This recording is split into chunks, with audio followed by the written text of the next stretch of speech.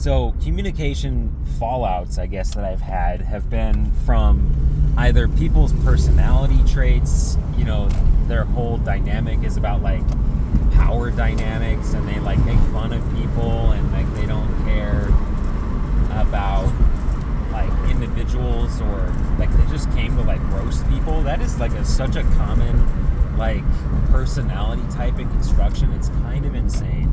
It's like these people just like sit at home waiting for their 8-hour or 10-hour shift or whatever, so they can just bag on other people all day. It's kind of insane how common that is. So like that is a very big personality trait that you'll have to like have a strategy for working around, because it is so insanely common that people are just like go to work, especially if you're new, and they just fucking like ride you the entire time, like they're not trying to provide like useful information that would give you a holistic image. They just like to see you running around with your head cut off. I don't know why. There's a very sadistic sort of like when they see like a new apprentice, there's like a very sadistic sort of mentality about this new person being on the site. It's not like, oh hey little guy, let me help you out, like let me show you the ropes. Like it's like, how can I humiliate this person in the biggest way possible in front of these other people? And I have no idea. Me personally, I was never brought up that way. I didn't like have like an insane amount of brothers or anything.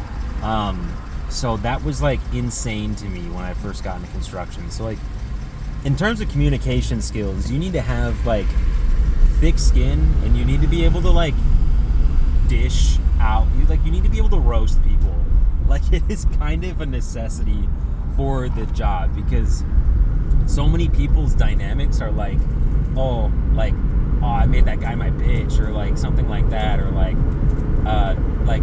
just like trying to make you seem like you're goofy, or you don't like that they're better than you. It is such an insanely prominent like thing that you must deal with in construction.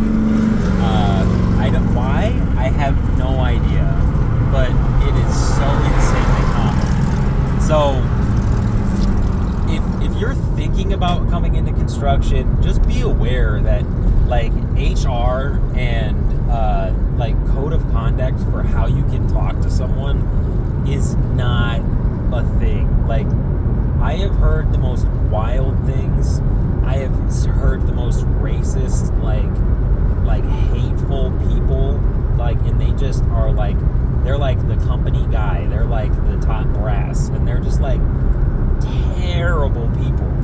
And yeah, so just like if you, outside of like knowing questions for work and like being able to decipher through like people's bullshit and stuff like that, like I think the biggest thing that you as a person need to be able to do is to be able to return someone's fire, and to potentially do it in a way that de-escalates and makes them look goofy or like ridiculous in contrast. So like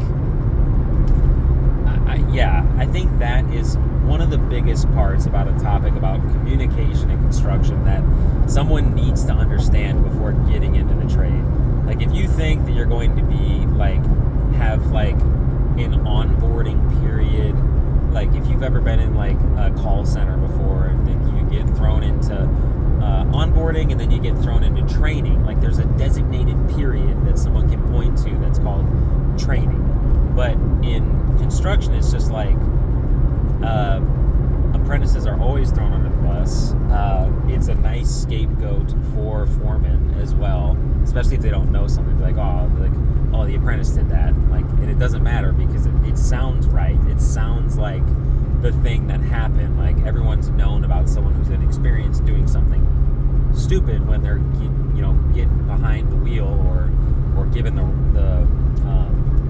reins. So like it is so as the apprentice, you're literally the punching bag is insane how that is just the norm. Like, it's not like, oh, the new guy, like, it goes past just being an apprentice. Like, if you just eke out an existence until you become a journeyman, that you'll be fine, then you'll be like top dog and shit. Like, there are even like apprentices that like are just the most like ridiculous people on the planet. Like, they'll be fucking shit up, they'll be like absolutely botching something, and like still act like they're the hottest shit that ever walked the earth. And it's like, oh my god. So it comes out left, right, center, and you have to be able to understand that this is a part of the culture of construction, and that you have to be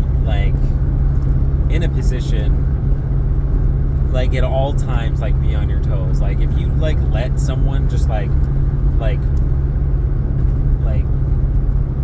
make you their bitch in some sort of way, like they'll say something to you, or they'll do like certain things, like they'll throw stuff at you, or like, I don't know, there's like an insane amount of hazing, and you can't ever just let it go, especially with certain people, because certain people just like live for that. So I just kind of, the main point of this is talking about like the things to expect that are very prominent, I would say, in construction in terms of how we communicate.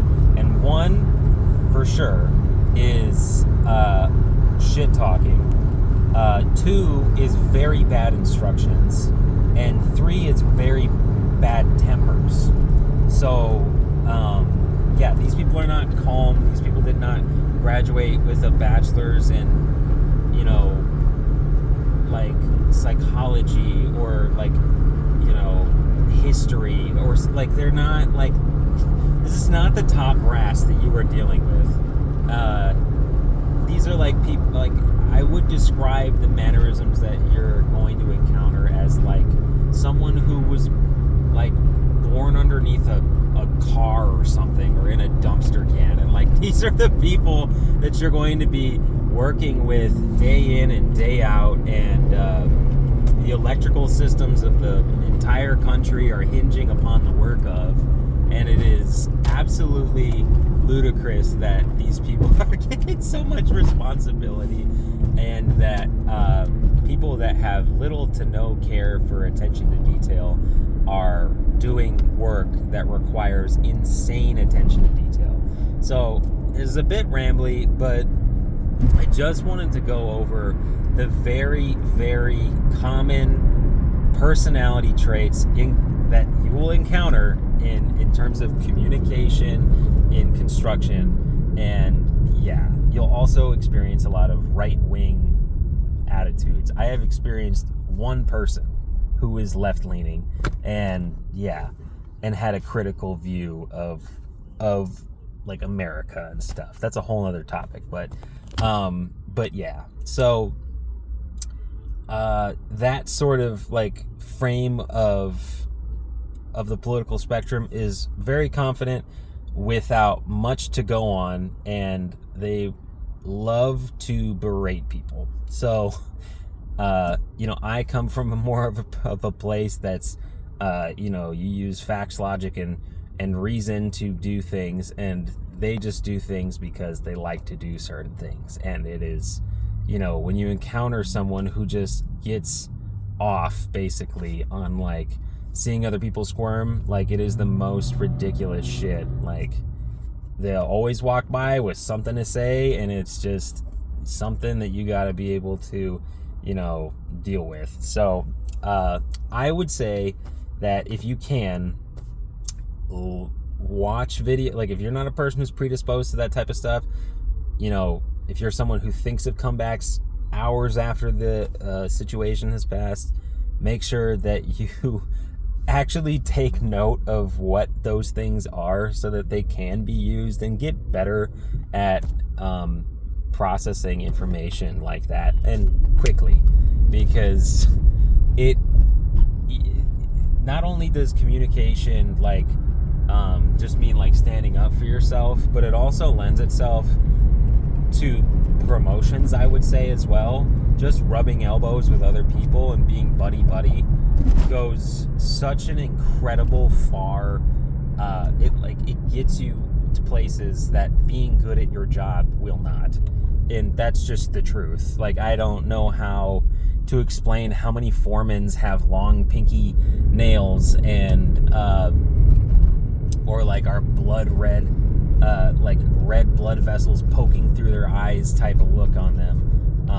And I have worked for a number of companies, and this is just the norm. So like,